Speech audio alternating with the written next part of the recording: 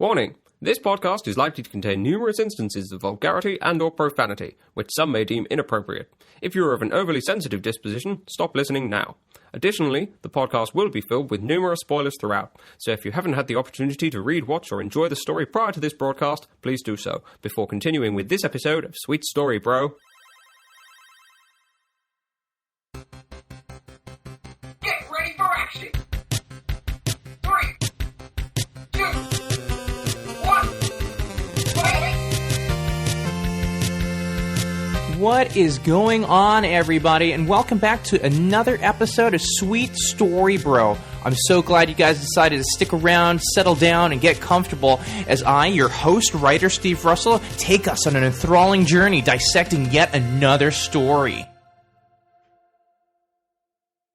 So here's where we're at with the podcast right now with Sweet Story Bro. I'm going to be trying something a little bit different today. And if you like it, do let me know. You can reach out to me at Sweet Story Bro on Twitter or at iCloud.com. SweetStoryBro at iCloud.com, that is.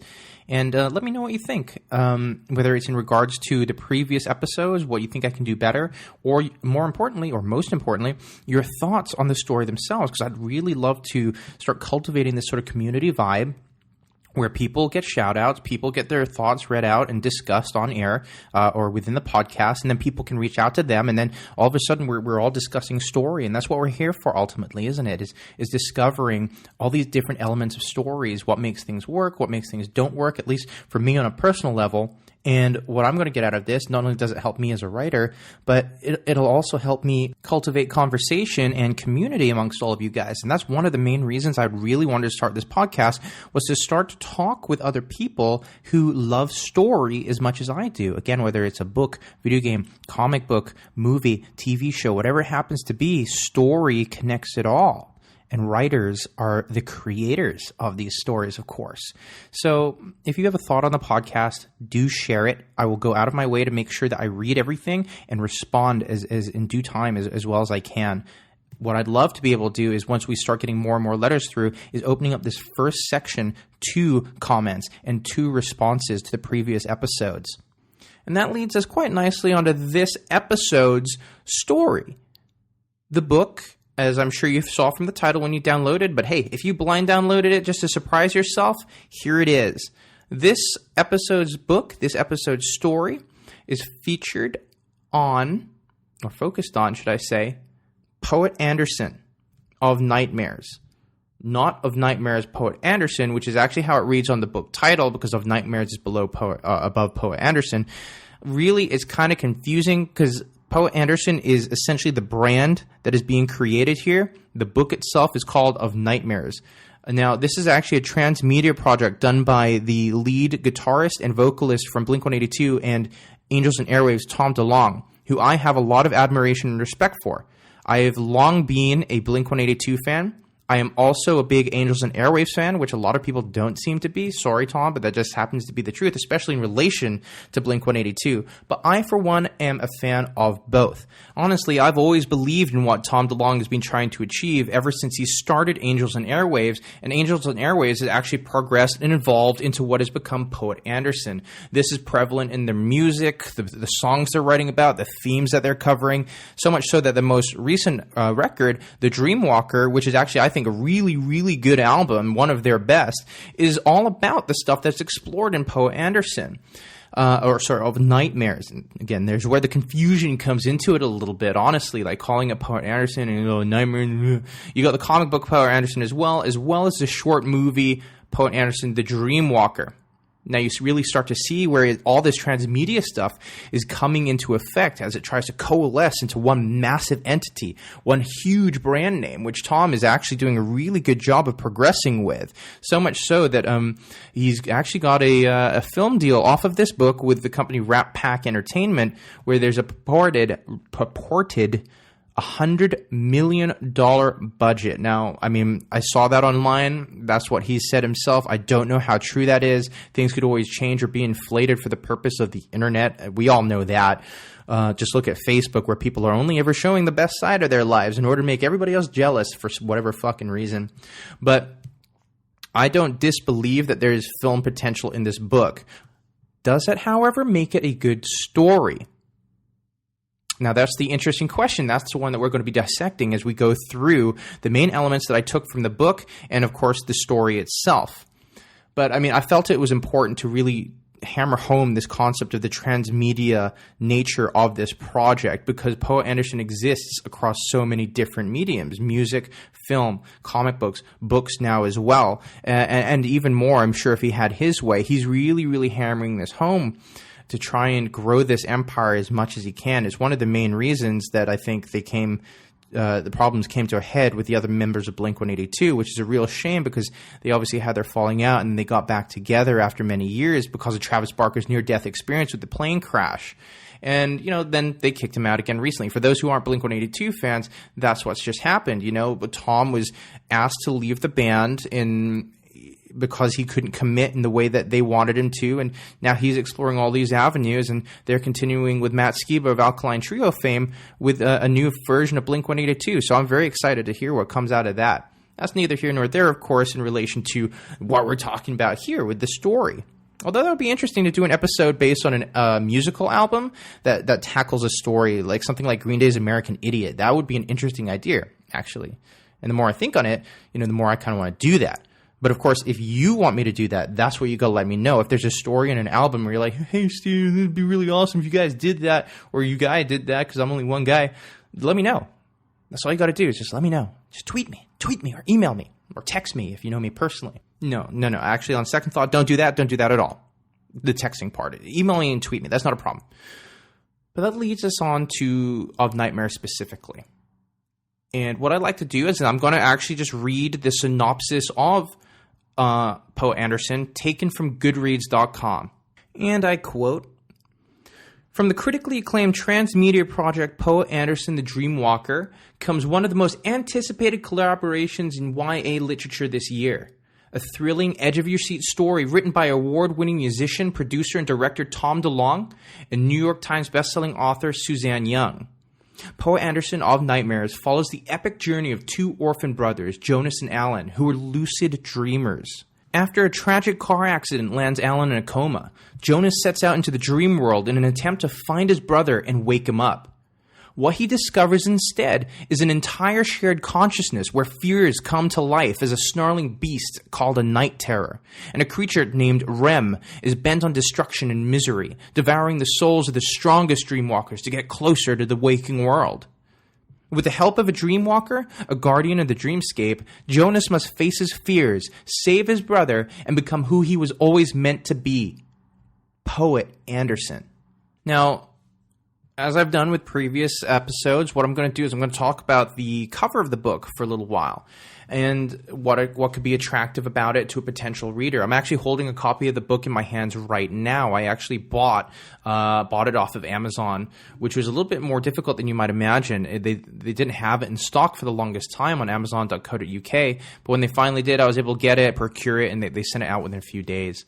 But the picture that strikes you is quite interesting. It's very clever in how it's designed. It's quite engaging and quite captivating. I mean, at the very top here, you have Tom DeLonge's name.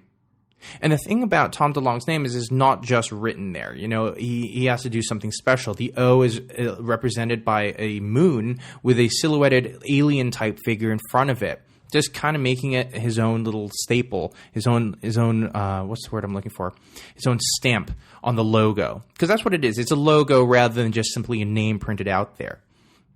Conversely, at the bottom, you've got popular YA author Suzanne Young.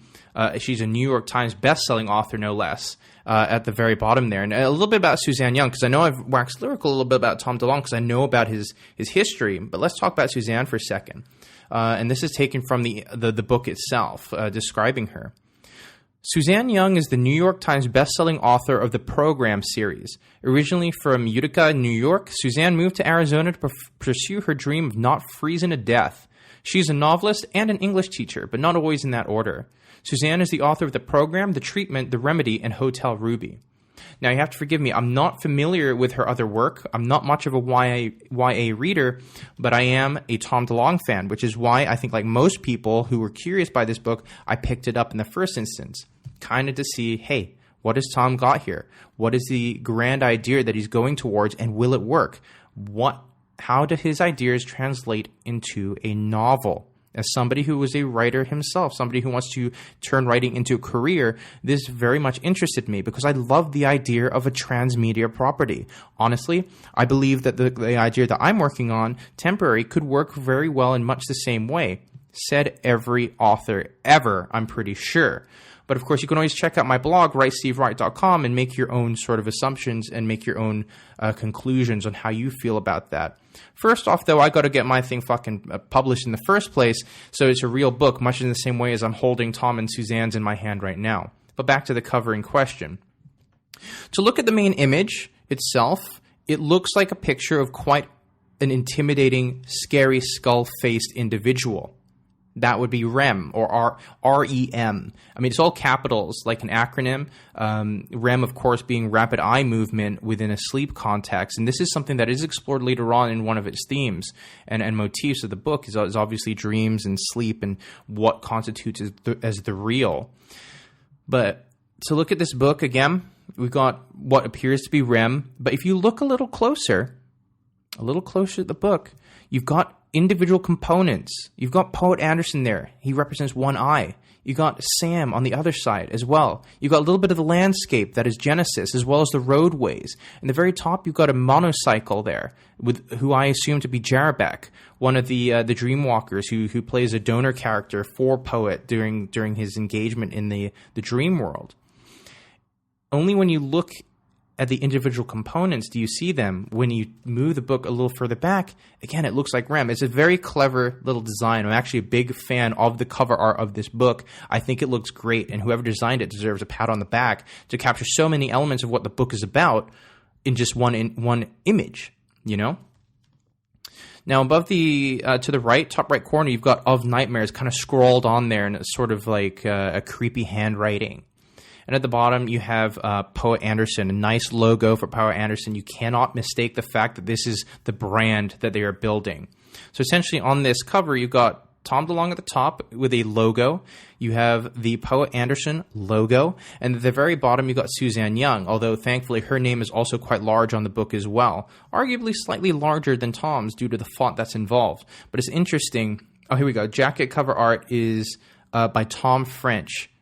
Book designed by Rarebird. But Tom French, well done, man. That stuff looks awesome, and you deserve a pat on the back if I'm getting that right.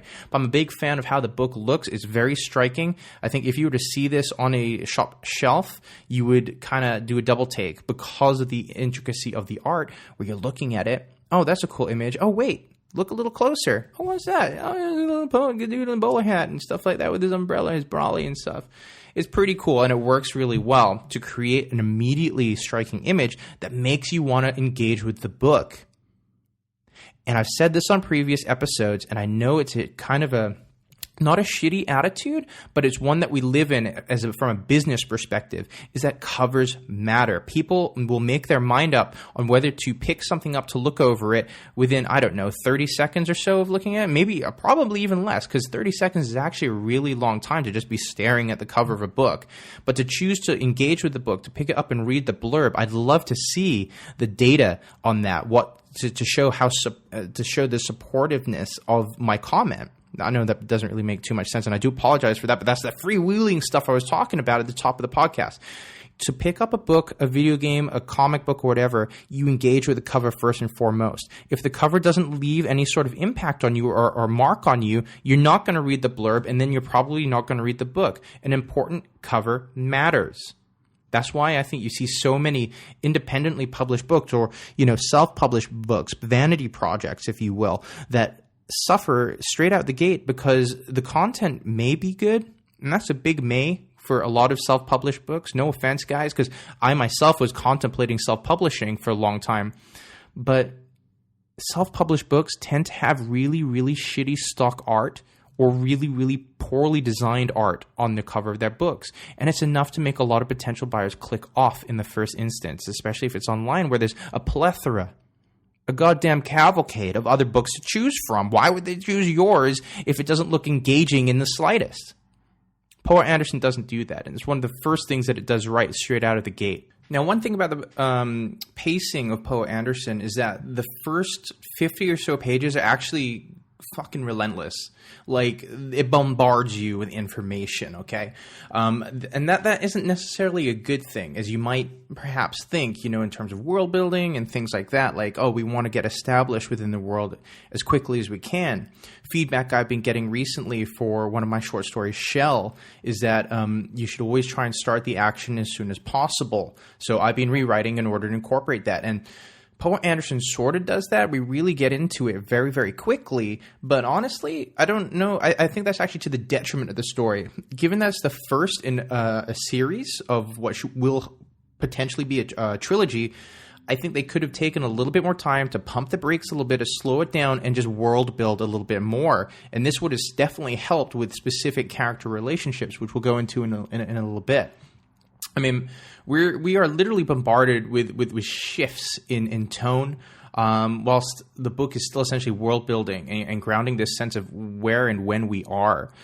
Within the first 50 pages, that is, we're inundated with relationship building, that sort of building of relationships between the core characters, between Jonas and his brother Alan. We get a car crash. We are introduced to the dream world. A night terror is introduced, which is the encapsulation of one person's worst fears, chasing them down. They are the only person who can kill the night terror. Essentially, you have to face your own fears. That's the idea. That's one of the motifs of the book. A donor character is introduced in Jarabak. He's like the Obi-Wan character. He also happens to ride a pretty badass motorcycle, which, you know, I think that was just for the visual flair of it all. It doesn't really add anything, the fact that it's a motorcycle, apart from this image of a rocket-powered, singular wheeled vehicle. And I don't know if that's cool or not, actually. I mean, I imagine the balance on that would be really, really difficult to stay on there. I can't ride a unicycle at all in the real world. I can't imagine what it would be like to have rockets underneath that as well. Let alone, where do you put your legs without the rockets burning them the fuck off? I don't know. We also get we also get introduced to the main antagonist, Rem. And I mean, again, it's an acronym, so I'm not sure. It's all in caps, so I really don't know if we're meant to be referring to him as REM or Rem, but I'm going to guess it's Rem. Not only that, we get the concept of Night Stalkers and halos as well, which are these little spherical orbs that circle around the Night Stalkers or Dreamwalkers. And that's a physical representation of the soul. So any damage that they take doesn't hurt their, I was going to say physical body, but I actually mean like their metaphysical body, because they're in the dream state. Instead, it chips away at the soul. Okay? Not only that, but before Jonas... as Jonas wakes up, he discovers that his brother Alan is in a coma, and he, like the reader, because of all this, is totally confused over what is and isn't real, but not in a grounded, developed way. As I'm sure how you're feeling right now. I mean, just going over it again right now, I'm left a little bit frazzled, confused. That's so much information to throw at the reader in such a short period of time. It really kind of has this attitude of, let's throw everything at the wall. Let's get to the action as quickly as possible, and let's see what sticks. Whatever sticks, we'll continue to develop. If there's anything there that doesn't really work, we'll leave it. And I mean, honestly, like a lot of this stuff does get developed for later on, but you can't get over this bombardment of your senses. Where are we? Who are we following? What's going on? Let alone the fact that one of the main protagonists in theory, one of the main protagonists, Alan, essentially just kind of acts as a comatose MacGuffin, no less, to allow Jonas purpose and reason to go back into the dream world in order to find him. Throw in this idea that Jonas doesn't remember his dreams when he wakes up initially, and all of a sudden you have this really disjointed recounting of two separate characters. You have Jonas in the real world going about his day as a very mopey, introspective, and introverted individual, and then you have Jonas in the dream world, who's a little bit more extroverted, a little bit more free with his emotions because he's in the dream. He's in a safe space in his mind, or in a shared collective consciousness, which is how the dreamscape is viewed upon here. When you go to sleep, the idea is everybody's consciousness creates this world where we all go together. It's like a hub. So, when somebody says, "Hey, sweet dreams, honey, see you in my dreams," or whatever, that's kind of what they're alluding to. It's this collective shared consciousness. And this wasn't created for this book. This concept exists in real life. If this is something that interests you, please, follow up, do some reading, and let me know what you find out. But to be honest with you, the story as a whole is kind of generic. It's things we've seen before in other mediums countless times, especially in movies. You know, the tortured orphan boy who is chosen or predestined for greater things. Think of like Luke. Luke Hamill? No, Mark Hamill, or Luke Skywalker, even better. Think Luke Skywalker in Star Wars Episode 4. Think fucking Batman, you know, orphan boy who discovers, or in Batman's case, actually he works towards it. But like, yeah, he has to lose everything in order to attain a greater sense of purpose. And that's exactly what happens with Jonas here. Not only that, I mean, it is YA. For those unfamiliar who are listening to this podcast, that stands for young adult. I do read a little bit of YA, but as I mentioned at the top of the show, not too many. I mean, what I do read is a lot of varied books. My preferred genre would probably be sci-fi and fantasy, but I do read a wide spectrum of books, and I'm looking to extend that even more. You can follow my Goodreads account, I think, if that's something that interests you guys. At I think my username is Goodreads. Steve Tendo. It's like Nintendo, but with Steve. If you guys are interested in following me there, it's the same as my Twitter handle, Steve Tendo. But I mean, in terms of the generic nature of what a young adult book encapsulates, you have a love story. A lot of the time, it's going to be a love story with a twist or a complication, and that complication is usually represented in a third member, so it makes a love triangle, a tryst, where it never ends in a threesome, never ends with all of them kind of having it together all at one time. But instead, it ends in a choice. You know, who do I go for? Look at Katniss Everdeen with The Hunger Games, probably one of the last YA books I really, really read. And that was only like in the past couple of years. And yes, it was because of the movie that kind of piqued my interest in it. So rather than wait for the other two, I went out and read the books. The anger and the simmering frustration that Poet has as well is very typical, I think, of this genre. It kind of ties into teenage misunderstanding, which is really, really indicative of the YA genre as a whole. You know, it's the attitude of like, adults suck, they don't get me, nobody gets me, man. You know, I'm by myself, I'm so individual, dressing exactly the same as everybody else does, you know, who believe themselves to be completely individual and unique. They could take a lesson from Fight Club. You know, you are not a unique snowflake. But I get it.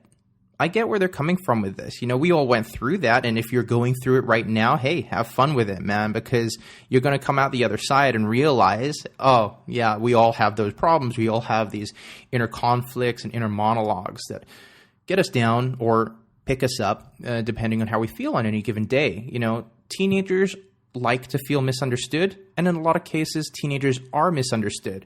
Yes, it's a trope of this genre, but that doesn't necessarily mean it doesn't work to its advantage.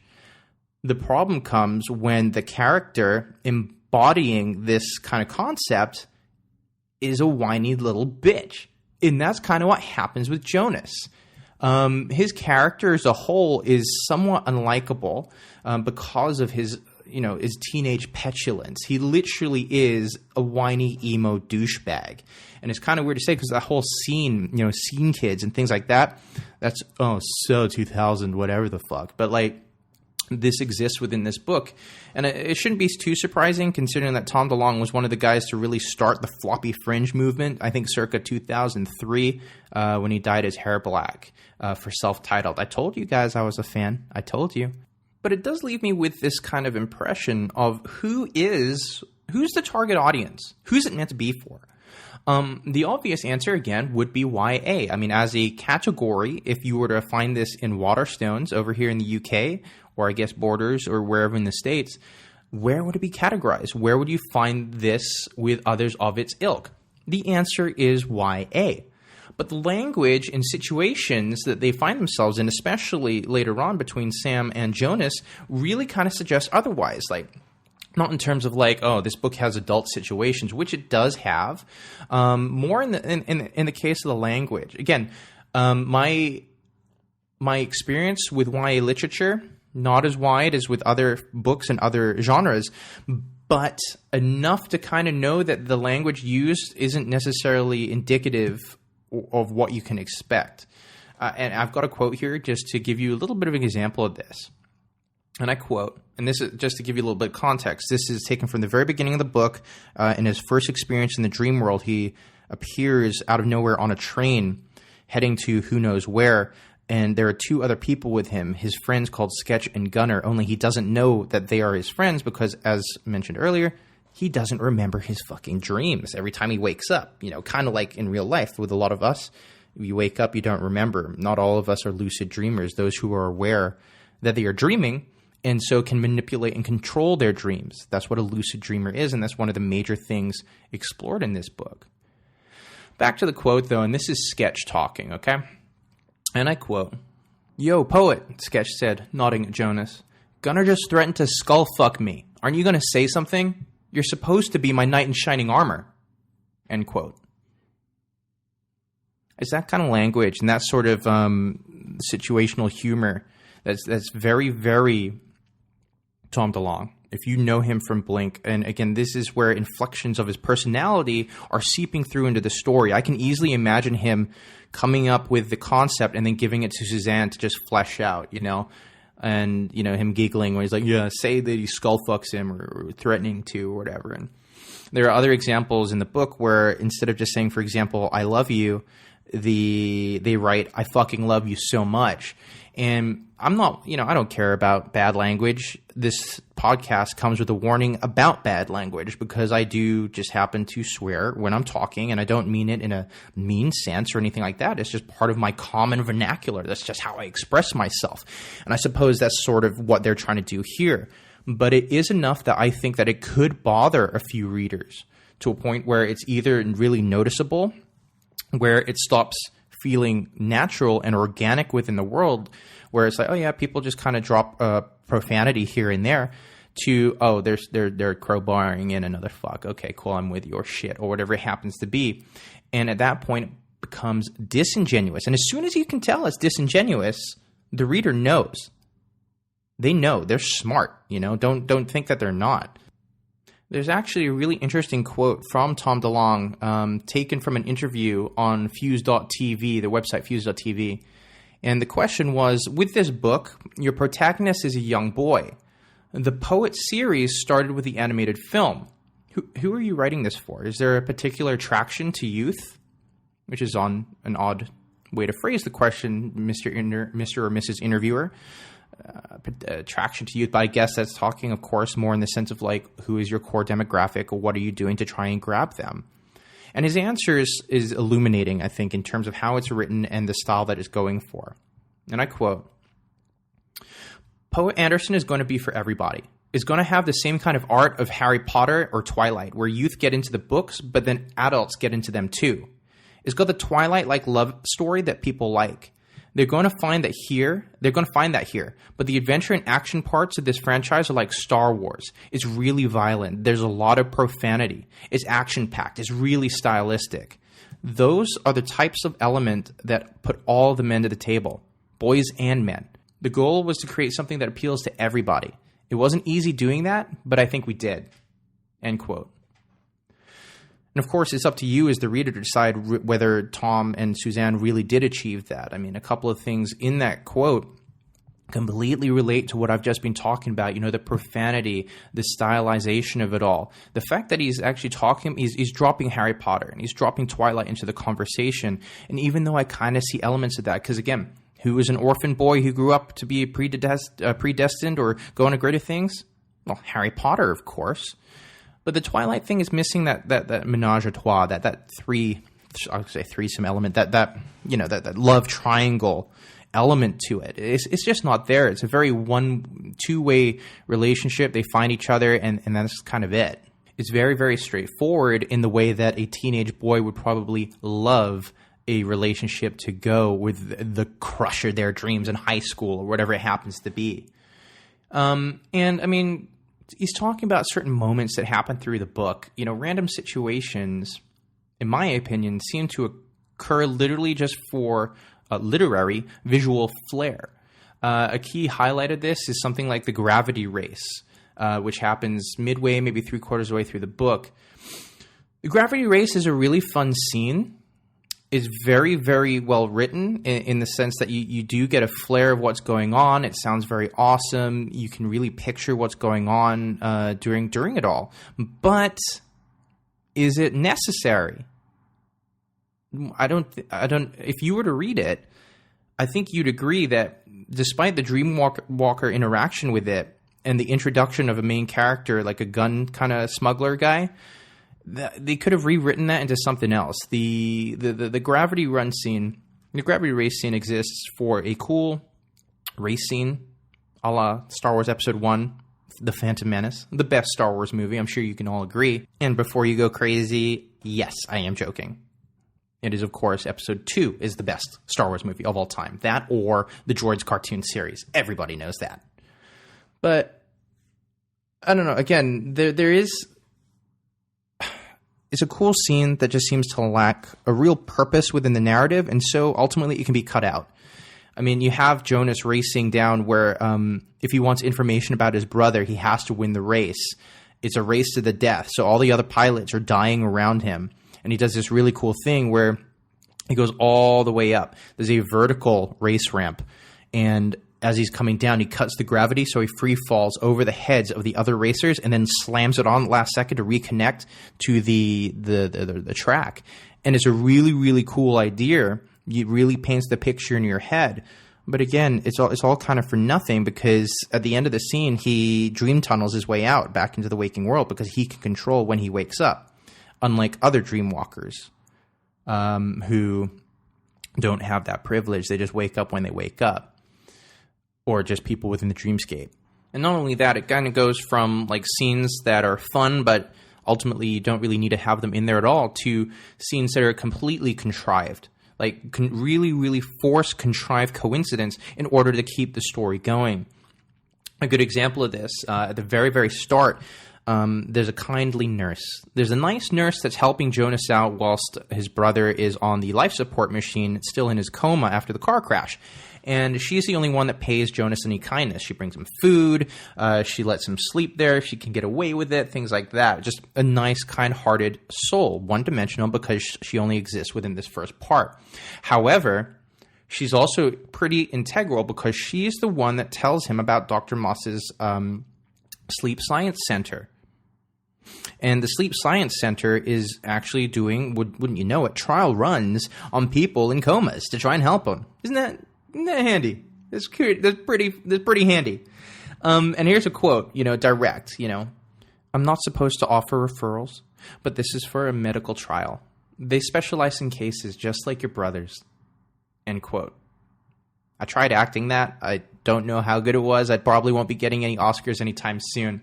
But again, it's this contrived nature of it. Like, I'm not supposed to be doing this, but I've been helping you this whole time. And isn't it handy that I know about a medical trial that's nearby, and also the fact that it's nearby at all? I mean, this is all based, I think, in Seattle, Washington, if I remember that rightly. And they just happen to have the Sleep Science Center right there that could help him and do the treatment for free because he can sign him over into the care of them. Like that, again, really kind of contrived. Isn't that a little too handy? And there is a twist later on where a certain character happens to own the Sleep Science Center.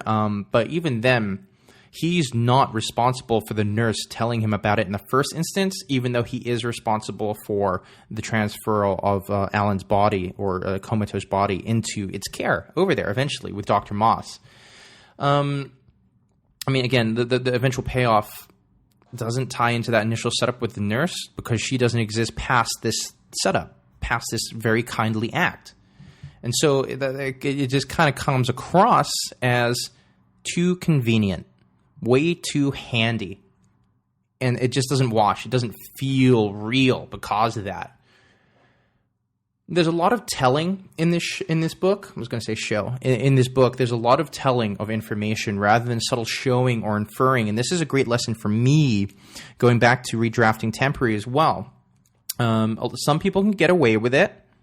Some people are very fond of world building and, crazy amounts of exposition to develop where we are, what's going on, what are people wearing, because sometimes that matters. Just look at Tolkien's Lord of the Rings. You'll have pages and pages, reams of this stuff on a hill. crossing over a hill, crossing the crest, and what's over there? Okay, cool. It's the fields of wherever the fuck, filled with the people of wherever, the whoever, and things like that. And he goes into this wonderfully meticulous detail. And this is what I find really weird about readers as a whole, is that some people will absolutely love that. It resonates with them. They will defend to the death the 5 pages of description. Others, and of course everybody's entitled to their opinion, hate it. They hate it. And they hate that it takes so long to get to the action. They hate that there's so much flowery description. They just want it to get to the point. And I think there is kind of a good middle ground. I, for one, don't mind the description. I don't know how you feel about it, but please do let me know. Are you a fan of that kind of like exposition, that sort of detail to really build the world of where you are?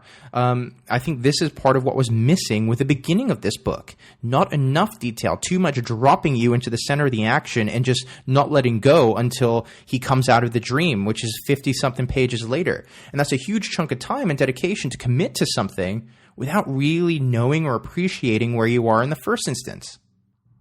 I mean, a great example, I have this quote from the book. Again, like all the quotes I'll ever do on this show, sweet story, bro, is going to be taken directly from the material. And I quote, "Alan had been a great student before he had to drop out to get a full-time job. He was smart, though maybe not as smart as Jonas." End quote. Man, think about that for a second. I'm going to read that again. Alan had been a great student before he had to drop out to get a full-time job. There's nothing wrong with that, I don't think. I think it delivers information in a factual way and develops a little bit more about Alan's character. Cool. Carrying on. He was smart. Awesome. Though maybe not as smart as Jonas. Oh, okay. All right. Later on in the book, by the way, they definitely switch it, and Alan is made out to be smarter as Jonas again, pretty much written in the same way. And that jarred me a little bit. There's a lot of little instances where it's either going to be small narrative ticks. And again, these are tiny. There's a couple of head-hopping issues during the book as well, where we're not quite sure which character's head we're in. We think we're rooted with Poet, and then all of a sudden we're in Jarabek's perspective, where he's talking about Poet as a third objective. It can be very confusing. I had to reread a couple of sentences just to root myself with who I'm with. And I don't know. There's a lot of other not interesting, but a lot of points where they'll make a point, then tack on an emotion. Like anticipation is one. So they'll say something along the lines of like, Jonas walked through the room, he opened the door, his heart went with anticipation. Or something like that. And that's cool, if not overused, which, believe me, if you guys go through this book, you will see is overused as a technique to express emotion in a tacked-on way time and time and time again. I mean, another quote, further to this point, there's some really obviously lazy... I'm sorry, Suzanne, I'm sure your other books are great, and I don't want this... Let me just get this straight. This podcast is not a negative zone. Like I want to look at all the positives as well as the negatives, and of course, this is just one person's opinion at the end of the day. But I honestly think that there is some lazy writing in here, spoon-feeding the audience in the worst way, and look at this, man. Like there's a quote here right at the beginning of the book, and I read it. I had to reread it because I thought it was so fucking lazy. I could not believe the emo nature of it, let alone the or maybe I'm just cold and callous. I don't know. The quote goes as such, to give you a little bit of context, they're talking about his parents, and every time they talk about his parents who are dead, Jonas clams up. He gets really, really inside his own shell because of it. And his thought process, so he doesn't say it, but in his thoughts, he literally just hits the nail right on the head. There's no way for a reader to mistake this. And I quote, "But my parents are dead," he thought. Wow. Okay. That really gives you a rooted idea of where we're at with Poet, like literally it's a sore subject and things like that, but there's a lot more that could have been done, we could have written up with a little bit of exposition or give him a little bit of description of how he reacts visually, a sort of tick maybe, or a discomfort as he shuffles in his seat without knowing it. Things like that without literally just going inside his head and going like, but my parents are dead. I get it. I'm lucky enough where both my parents are still alive. I can't imagine losing one of them right now. And for everyone listening, I'm sorry you've had to go through that loss. If you've lost somebody dear to you, I'm very sorry for that. I am. But in the context of this book, man, it just comes across as really, really in your fucking face. I mean, another example of this comes really later on. Where he's met Samantha now, and they've had their interactions in the dream.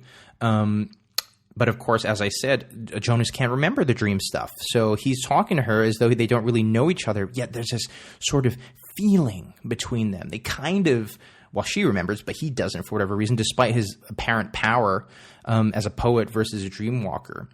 And there's this spark, and he knows that there's something there, but he can't quite put his finger on it. Okay? And just to clarify as well, you got your lucid dreamers, who are those who are aware they are dreaming. You have your dream walkers, kind of like soldier guys trying to fight Rem and his Night Stalkers. They've taken it upon themselves, because these are just normal people, they've taken it upon themselves to try and protect the dreamscape. So they could be carpenters or McDonald's workers or wherever, living a pretty cool alternate life, which kind of ties into the themes of you a little bit from the second episode of Sweet Story Bro. And then you have poets. So Poet Anderson, poet isn't his first name, it's actually a title. Think in the same way as a priest can be called father or whatever. So Poet Anderson, he has the ability to tunnel between the waking world and the dream world, and control and bring things through. Or, jump once he has full control of this. But at this point in the story, he doesn't, okay? So this details an interaction between himself and Samantha. "What the hell?" Samantha said, clutching her chest. "What's your problem?" "Me?" Jonas asked, flipping back his hood. "What's your problem?" "I don't have a problem," Samantha said defensively, running her hand over a ponytail and pulling the end over her shoulder. And this quote next, this next line, this ties into what I was saying earlier. "Jonas felt a spark of attraction, but he tried to play it cool." I mean, again, that just comes across as really forced, really contrived, He felt this, but he did that, telling, not showing. There's so many other ways that you could have written that. It would have made it a little longer. Maybe instead of a short sentence, it would have been like 1, 2, 3 sentences. But I think it would have been a lot more satisfying to get that, as opposed to Jonas felt a spark of attraction, but he tried to play it cool. Couple that with that real, man, like this is, I get that it's a teenage love story, but this dialogue, man, "What's your problem?" "I don't have a problem." "What's your problem?" "Well, I don't have a problem." That's in a book that's just signed a deal to make a $100 million animated movie. Think on that. There's also a constant reiteration and resetting of the dilemmas for the audience, which I think actually comes across as somewhat condescending and unnecessary as the book goes on. There's a lot of resets. Like, the easiest way I can sort of compare it to, in terms of what I know, is if you guys watch wrestling at all. Yes, I am a pro wrestling fan. I have been one since I was a kid, and I will die one as well. So don't judge. Don't be a hater. But every time they come back from commercial, they tend to reset, especially if they're in the middle of a match. So they reset what's going on, what's at stake, and things like that. And just every so often during the book, where there's a chapter break or just a break in the story as we switch time, half-hour changes or whatever, we have that reset. And it's very, very annoying because, hey, I'm reading your book, guys. I know what's happening. I've been keeping up to date with it. I've not been reading and forgetting immediately like Jonas does his dreams when he wakes up. I know what's happening. I've been keeping abreast. So please stop hammering it home for me like I'm a goddamn idiot. I mean, I said it earlier. At worst, it's condescending. At best, it's totally unnecessary. I mean, here's an example of that. Later on, when they're talking about Rem and their love for each other, that's Sam and Jonas. And Jonas starts, I quote, You have me, Jonas whispered. Do I? All of me. Yes, he said. I love you so much it hurts. But that love is exactly how Rem can destroy me. You know that's true. Okay. So that's kind of hackneyed reiteration of the issue. You know, we know what's going on here. Within the context of the story, we're fully aware of the fact that his love puts everybody that he knows in jeopardy. You know, it's something that we see time and time again, especially in superhero novels. It's actually something that's in mine as well. Does it make it bad? Not necessarily, but presenting it in such a way, like this. I love you so much it hurts, but that love is exactly how Rem can destroy me. Oh, thanks, Jonas. I'd totally forgotten that important plot detail, that important element in the story within the 5 pages since it was last mentioned. It just doesn't really work, honestly, and I found it to be a little bit jarring as a reader. Again, because this might be because it's targeted for YA audiences, and I don't know, in a condescending way, maybe they don't remember stuff as well. I don't think that's true, though. I think that, I mean, if you are a YA reader, especially if you're the core alleged demographic of YA, because let's hey, a little truth towel, right? Truth towel, what the fuck is that? Let's have a little bit of truth right now. The YA audience is much more broad and expansive than what it's actually categorized as. YA, you want to categorize that primarily as what, like 15 to 22, something like that, young adult. Is mostly that higher teen age. But in reality, the spectrum is so wide. I mean, you've got 10-year-olds reading Hunger Games going all the way up to 35, 55. You know, that's a 20 years difference there. And they are all reading YA literature. So attacking it from that angle, if they're really trying to just pretend that, oh yeah, teenagers are reading this, teenagers have short attention spans, they forget because they're doing other shit, let's reset it now and then, I think that's a disservice to the audience, and I think it's a little bit demeaning and condescending. For its flaws, however, Poet Anderson of Nightmares does explore loads of interesting themes. You know, it really kind of tries to deep dive into these concepts, and you can tell that the authors have done some research. I don't know how meticulous it was, but they've definitely done some research in order to try and root it into a reality. These concepts of dreams and dream worlds, synergy and convergence, this concept of a collective consciousness, lucid dreaming is very interesting. This idea of being aware that you're dreaming. And this, of course, ties into other things that aren't really explored. There's a documentary on Netflix called, what's it called? The Nightmare or something like that. And it's about when you're awake, but you don't know you're awake, and you feel like you're surrounded by people and you see people. And it's called sleep paralysis, where you're just, you're in that state of awake but not asleep but not awake. And for some, it's terrifying, but it's a very interesting idea. Not one that's explored here, sorry. Maybe later on, that could be definitely something that would be an interesting monkey wrench thrown into the Poet Anderson world. But, you know, the manipulation of dreams is very interesting. The distorting of reality. And the concept, most importantly, of what could be considered to be more real. The dream world or the real world. Because if they both exist, like if the dream world exists within a shared collective consciousness, what's to say that's not as real as the reality, the waking reality?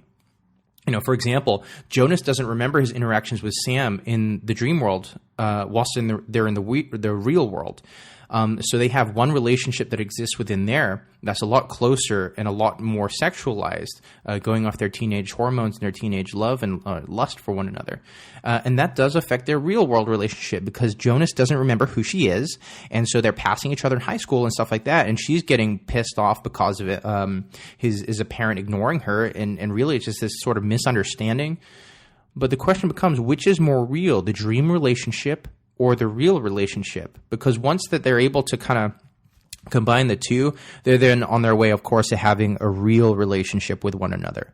But at the first instance, you know, if I were to have a okay, here's an example. Like if you were to form a relationship with somebody online, let's say you're a World of Warcraft player or something like that. I've never played Warcraft in my life, but let's say you're a World of Warcraft player and you end up falling in love with somebody halfway across the world, but all you do is you meet up in this game. You share this creative space, this game space with one another, and you've fallen in love with that person, but they're not in your real life. There's no physical form. You can't walk into the next room and give them a kiss. Is that any less real? And that's one of the ideas that's explored here. And it's one that I actually find really interesting. The thematic concepts that Poe Anderson of Nightmares goes through are really interesting to think about, to try and dissect, and to read about as well. Though the themes are explored with characters that are actually all pretty one-dimensional and unmotivated, if not simply unlikable. And if you were able to read this book before this podcast came out, or even if you read this book after this podcast came out, I'd love to know what you think about these characters. You know, do you find them as one-dimensional as I did during my time with this book? I mean, some of the major issues I had, you know, for example, what is Rem's motivation to control dreams? You know, they say that he wants to control dreams in order to create nightmares because nightmares fuel him, they feed him power, which, you know, as I'm thinking about it, all that makes me think of is Monsters, Inc., if I'm being perfectly honest with you. I mean, think about it. Like Monsters, Inc. is powered by fear, screams, until they find laughter. Could Rem be the same? Most probably not, but for whatever reason, Monsters, Inc. pops in my head there. But if he were to bleed through into the real world, which is definitely hinted at, not only at the beginning of the book, but at the end of the book, what would he do? I mean, if he's just a character that exists within the dreamscape, creating nightmares in order to give him a physical form, because he starts off kind of torn flesh and robotic. You can see the electronics underneath his skin, hence the cover design of the book itself. But as the book progresses, he gets fake skin put on, so he becomes more and more human. Although we're not really informed of what he kind of looks like, just the fact that he's got skin now. My question was, like, what motivates him to want to do that? What power does he think he's going to get by taking over the waking world as well as the dream world? And this sort of lack of motivation made him kind of fall flat as a villain for me. I didn't see his purpose, what drove him. Because, of course, the best books have villains who don't know they're villains. Nobody is a villain in their mind. Everybody is a hero of their own story, motivated by their own needs and wants. So what is Rem's? I wouldn't be able to answer that outside of the very cartoonish, very comic book I want to take over. And even that is that's a question mark. You heard that in my inflection. I mean, here's a direct quote from the book in regards to Rem and his apparent motivations. Quote, "We call him Rem.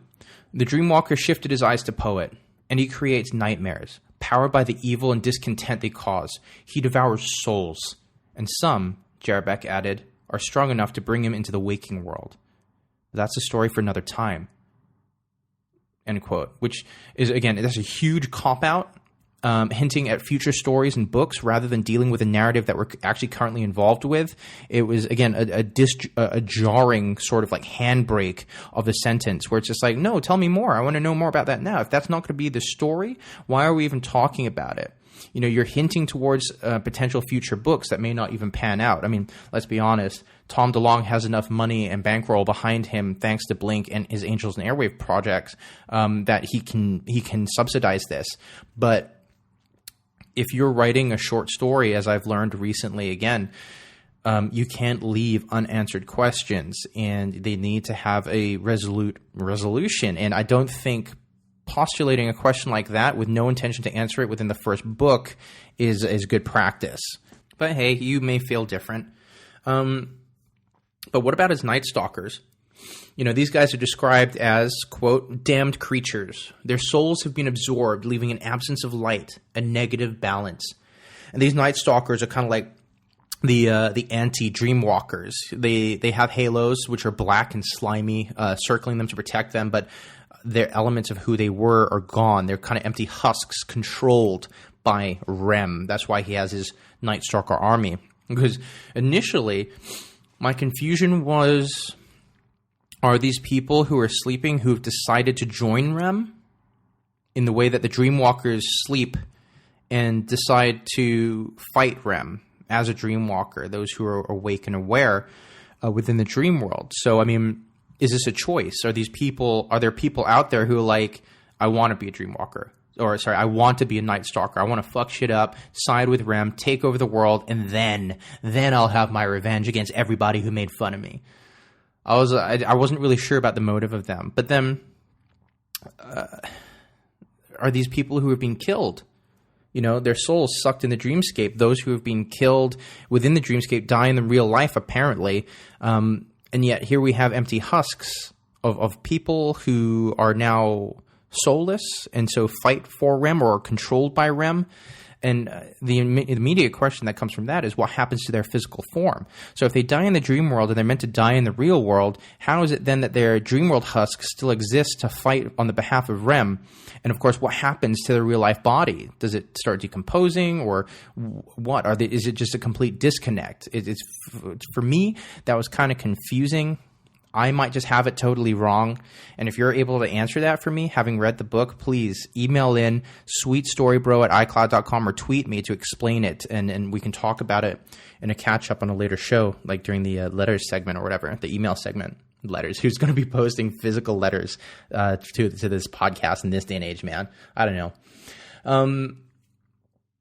But you have that left me kind of confused. And on the flip side of that, you've got characters that exist as just pure cliche, you know, so underdeveloped. They don't matter. They matter to such a small degree that there's no room for confusion because they're just a complete pastiche. Look at Dan. Okay. Dan, this is the first time I'm mentioning Dan on this show, so don't worry. You've not heard about him earlier and forgot about him. Dan is described as Sam's not boyfriend. He is a douchebag jock with a nice car that beats up Alan, knocks him out after Alan starts fucking with his car. Okay, I'll say it again. Jonas. Jonas sees this car. It's a super sweet ride. He goes up to inspect it, and he's just looking it over and stuff like that. And Dan comes up and asks him to get away from the car. Obviously, he doesn't do it in a nice way. He does it in the prototypical jock way. Get the fuck away from my car, dweeb. Not a quote from the book, but it could be. Fucking could be.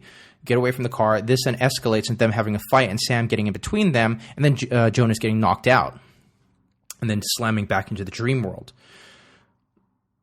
But Dan has no real purpose outside of making Jonas jealous. And Jonas has no right to be getting jealous because he's known this Sam girl for less than a few days. They met in English class, he borrowed her pencil or pen, and then they met in the dream world. That's it. He has no right over anybody. And let's be honest with you, you know, that's a controversial opinion if you were to have that anyway, because nobody belongs to anybody in the first place. Sam should have enough agency and onus on herself to say who she wants to be with, as opposed to being objectified sort of in the way that she is in this book. I mean, if this was written by a male author predominantly, or just a pair of male authors, I guarantee you one of the things that would be coming up is how Jonas wants her, but constantly objectifies her as a thing to be owned. That would definitely kick off with quite a few people. As it is, we have Suzanne Young instead coming in and writing this, but it doesn't mean that Jonas objectifies Sam any less than he actually does. And for those, that could really be jarring, you know? Again, it's a teenage book, or a teenage love story, should I say, with teenage romances. So if you remember being a teenager, if you listen to this right now, how many times do you see a cute girl or a cute guy and go, oh my God, I want him so much? That's objectifying, man. Let's not pretend that it's not. And let's not pretend that you didn't do it just like I didn't do it. Because you'd see a very pretty girl and go, oh man, if only she were mine. If only. But, I mean, having Dan exist as such a one-dimensional character, there's almost no point in him being there. There are other things that could have made Jonas jealous. And he's so petulant in how he deals with it. It's to the point of being really unlikable, as I mentioned earlier. He's difficult to like, despite, you know, his parents are dead, his brother's in a coma. He's got a lot of tragedy in his life, and I feel for him in that respect. But the way he goes about himself because of it, that's you know, those ideas, man, like, oh, you don't need any more negativity in your life. If people are adding that to you, cut them out. Jonas is one of those guys. There are obvious twists and turns along the way with this book as well. especially with the donor character, Jarabek, again, the Obi-Wan. And he exists just like Obi-Wan in this book because he dies near the end. He gets killed, and it's just too predictable. You just see it coming a mile off almost as soon as he's introduced. Not only that, but there's unpaid sort of there's no pathos in his arc, because Jarabek comes in as a donor character, kind of tells him a little bit of what's going on. They meet in a garden of Jarabek's creation of Happier Times, which is like a safe space essentially, which does get attacked later on. And Jarabek promises to train Jonas in the ways of being a poet in order to really enhance his powers and control his powers, so he can really, really live up to the expectation of what is put upon him. But instead, he promises this, and then he dies. So Jonas is an untrained poet. Luke Skywalker never completed his training. There's very little difference here. Other characters simply exist on the edge of the story, mentioned but never really fleshed out. People like Jonas's mother, who turns out to have been a dreamwalker in the past before dying. Things like that. These are facts that exist but don't really get developed in any sort of way. It's kind of just crowbarring meaning into his parents' death. And it is not as achieved as well as Harry's parents' deaths in Harry Potter, because you have people that know them and really develop their characters on their behalf. They try that same vibe here. It just doesn't work in the same way as J.K. does for Potter. Still on characters, the relationship between Poet and Sam, man, I gotta be honest with you, that never feels earned.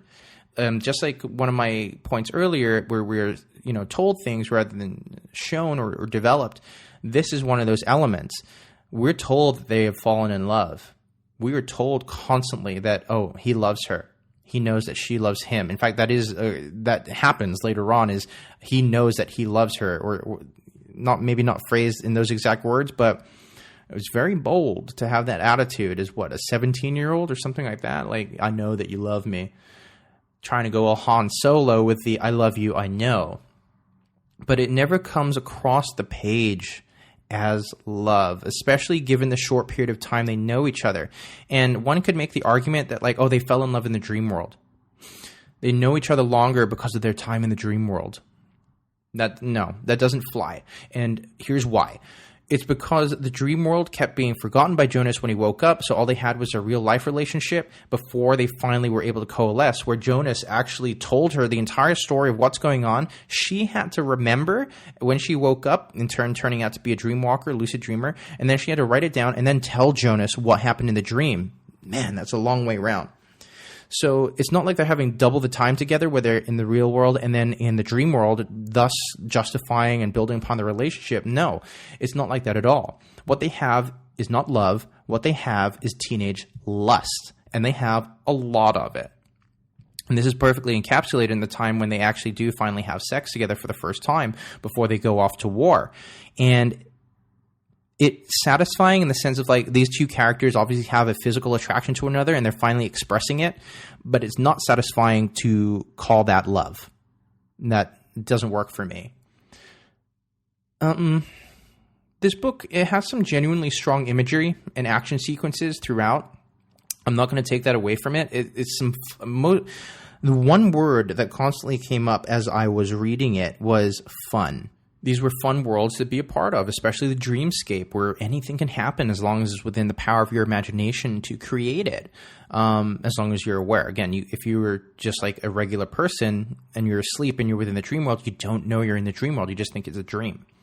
The world of Genesis is described in really nice detail, conjuring up images of neon signs, constant noise, and a bustling, busy cityscape.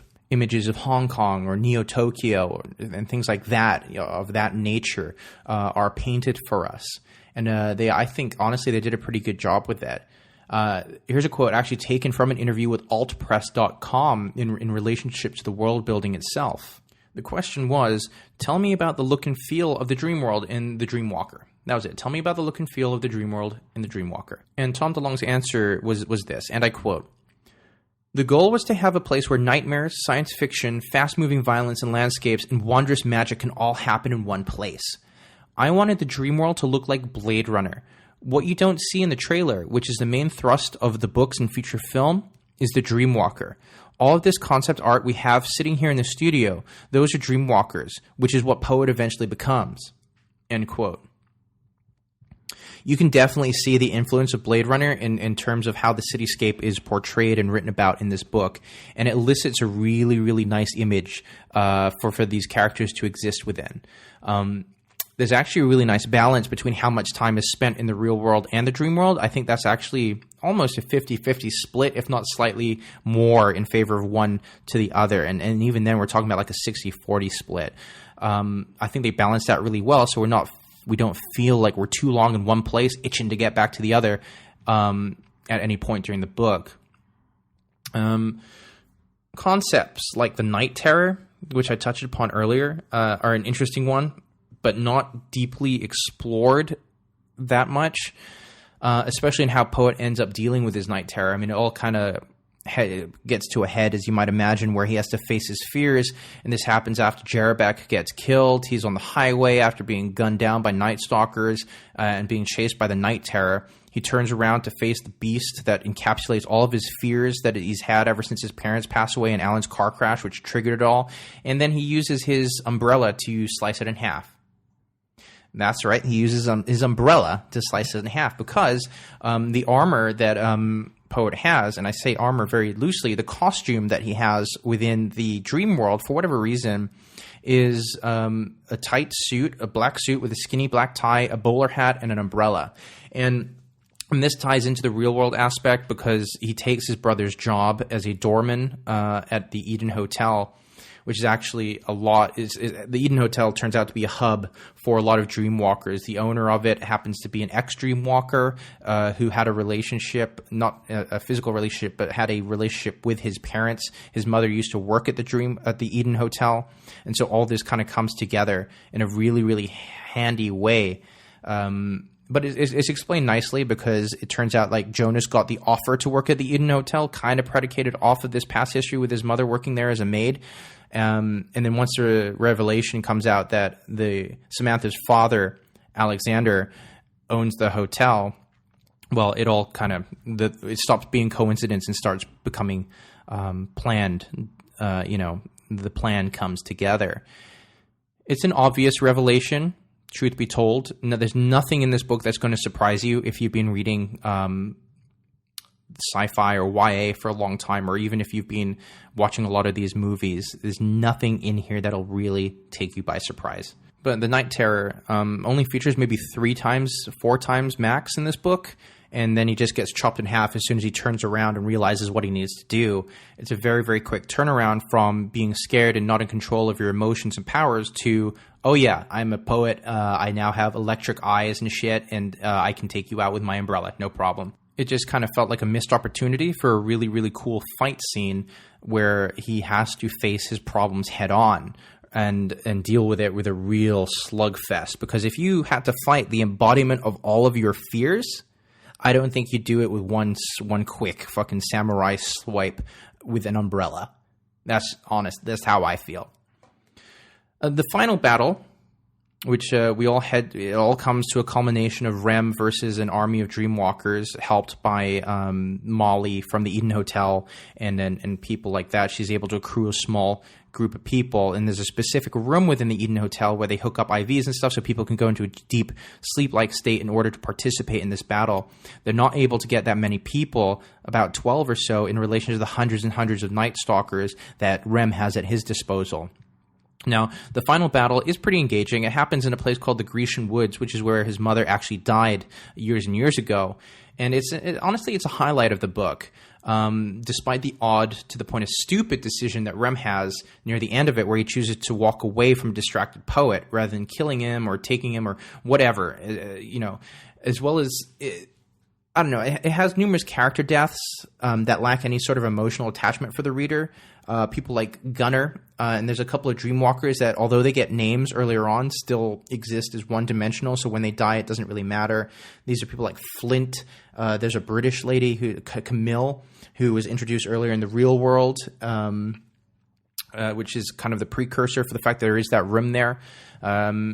but honestly, like, none of those deaths really impacted me in any way. I didn't really feel for them because of the lack of development over the 350 plus pages that are in this book, 351, I think, total. But yeah, it was a little bit annoying given how fun that last scene was, where they finally all go head to head, really fighting it out. It does have this sort of epic nature to it that was very enjoyable to read. And the pacing of it was great as well, I thought, for the last section. We're even treated, earlier on, and it has a payoff here again as well, where Alan, he finds Alan, but he's joined sides with Rem, being controlled slightly. He's not quite himself. He's kind of like puppet on the strings almost. And it's through Jonas introducing Alan to his girlfriend in a jovial sort of way that starts to snap him out of it. And then finally Alan is able to yell through and connect with his brother again, freeing him, albeit momentarily, because he does lose him near the end as well. But they try to, the way it ends is he opens up a tunnel to escape into the real world, making sure he's grabbed hold of an apparently dead Alan. And he awakes in the real world, and we don't know where Alan is. We're not really sure what has happened to him or his body, and we're distracted as an audience with something else entirely, so that Alan's Alan's fate is left in a state of confusion. And, this ties in directly with the cliffhanger ending that is attached onto the end of this, which... it's been no secret in terms of how this book has been written and the transmedia nature of this project. They definitely want more than the one book for Poe Anderson. And the cliffhanger ending here just hits that home again. The things that are hinted at, obviously, are Rem being dragged into the waking world. What would that mean? And the concept of amassing a poet/dreamwalker army. It actually ends with a British guy walking in saying, "I hear you're looking for another poet," and it kind of ends on that note. Again, we don't know what happened to Alan. We don't know where Rem went or why he didn't just kind of take control or, torture or kidnap a very distracted Jonas whilst he was attending to his brother. Rem could have done anything at that point. Instead, he chose to walk away with his hundreds of Night Stalkers. It's a bit of an odd character choice. But again, we'll see where it goes, I guess. Honestly, I mentioned it at the top. This has all been done before. I've been comparing it to stories that have existed for years and years and years, and it's good to take influence from other places. I'm absolutely a fan of that because everything influences everything else. To steal flagrantly is wrong, obviously. To be inspired is totally, totally different. And like from my writing, I'm inspired by so many different things and bring them all together. And part of the fun of this is seeing who notices where I've taken what from where. Hopefully one day when Temporary is printed, I'd love to be able to see the Easter eggs that are found by people who really love the work, and this sort of Venn diagram of what I love in relation to what you love, and then, oh, there it all is. Is that from Final Fantasy? I don't know. Maybe it is. You'd have to find out by reading it. But this story, Poe Anderson of Nightmares, is essentially it's the Matrix. It's the Matrix mixed in with Luke Skywalker and a little bit of Harry Potter, and instead of the construct of the real, with the Matrix presenting a false version of reality, that's replaced with the dreamscape, and people have to wake up and be aware that they're in the dreamscape in order to control their abilities, much like Neo has to. Jonas, in this instance, obviously replacing Neo as the protagonist of it. Once he's aware of his powers, he can control it. So now he's going to go into the dreamscape and control it better and just fly around or whatever Neo did and be in full control. Rem is like the agents, trying to control it for control's sake, it seems. Again, it's things we've seen all before. That doesn't necessarily make it bad. The themes are great. I love the concepts of this book, despite the fact that a lot of the resolutions feel either forced, contrived, or just fall flat. There's a lot of one-dimensional characters in it as well, and the main character comes off as very petulant and childish. Ultimately, the question becomes, does this story work on its own considering the cliffhanger ending? Does it leave us with a sense of satisfaction knowing that there's no real resolution to the first book with only the promise of a second? I would say no, honestly. The themes, I've said it just now, the themes are good. The motifs are interesting. I like the concepts that are drawn up and are explored, especially with lucid dreaming and exploring the dream world. But it's nothing that we haven't seen before. And that's the biggest problem I have with this. This is what makes it generic. Truth be told, I mean, the book isn't bad. It's not bad. It's not a bad book, especially for a first attempt. I think a lot of people were expecting Tom to fail with this, or a lot of people, for whatever schadenfreude reason, wanted him to fail. And I think that's really unfair because, as the great Kevin Smith always says, you know, it takes nothing to support an artist, to build up creativity rather than knocking it down, because that's so easy to do in this world. And it's one of the things I really hope that you believe in as well as a listener to Sweet Story Bro. It's not about tearing down, man. It's about supporting creativity and help to cultivate that. I want every one of you guys to be behind this concept with me. This book isn't bad, okay? It's just not insanely good. It just sits kind of right in the middle of the road. It's enjoyable with some awesome themes, like I said, but it's just mired by those flat characters and forced relationships. The lust being painted as love, which I think really is kind of, especially for the intended demo, kind of an unhealthy line to blur. If you're old enough to distinguish between the two, fantastic. But if you're not, do not get it mixed up. These guys simply want to have sex. It is very physical. It is very little emotional connection between the two, no matter how much they try to tell us otherwise. And this ties into one of my problems. They tell us, they don't let it develop. They don't write it in a way that is organic. And on that, you know, if things had been allowed to grow more organically, perhaps this wouldn't be a problem. But it isn't, and it is. You know, the book is engaging enough to pique my curiosity over what's going to come next. I'm definitely going to read the next one, and I'm happy to say I won't read the next one simply because it's got Tom DeLonge's name on it. I want to read the next one because the concept of Poe Anderson and the world that he inhabits are intriguing to me. And as a Tom DeLonge fan, I'm very happy for this to be the case. Not only what comes next in the book form, but, you know, the feature film deal with the Rat Pack Entertainment, again, at a purported $100 million, which is insane. That's an insane amount for a new IP. And if that's true, I mean, just think about the amount of money that is. Just take a second.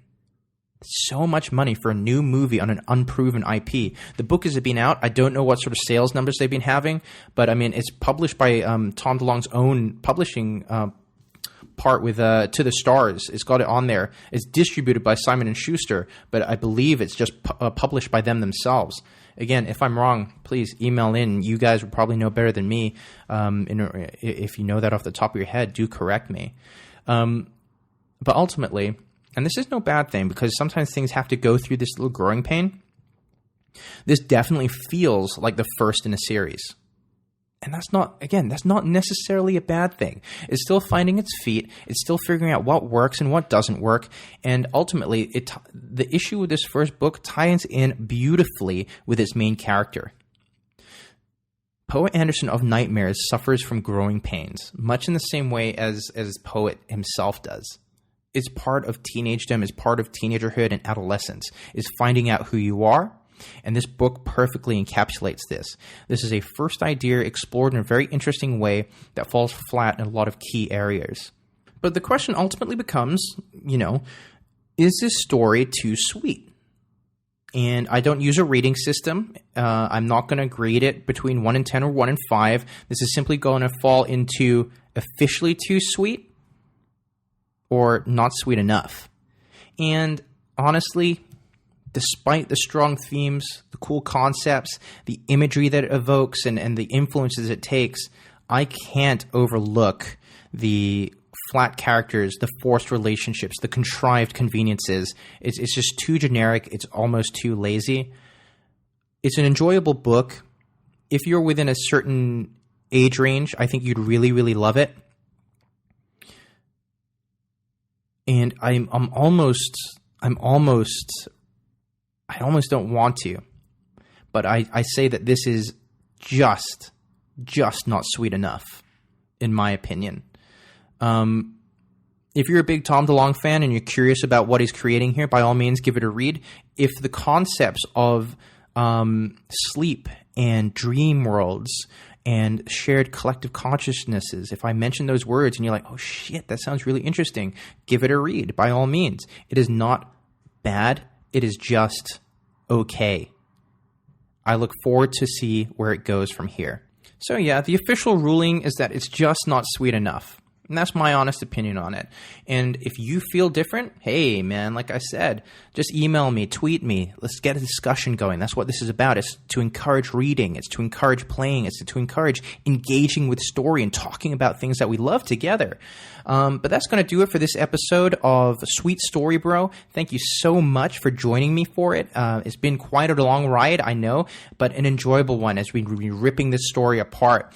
And like I say, it's not about the negativity. It's not about finding things to complain about. It's about seeing what doesn't work for me and what does work, to give a really well-rounded opinion. And I really think that I did. I'd hope you'd agree that I did that with this episode here. As always, you can reach out to me on Twitter at SweetStoryBro or email me at sweetstorybro@icloud.com. I would love to hear what you have to think about this episode, about Poe Anderson, and what this transmedia project is going to evolve into. So until next time, I'm Steve Russell, imploring you to go enjoy some stories. I'm out.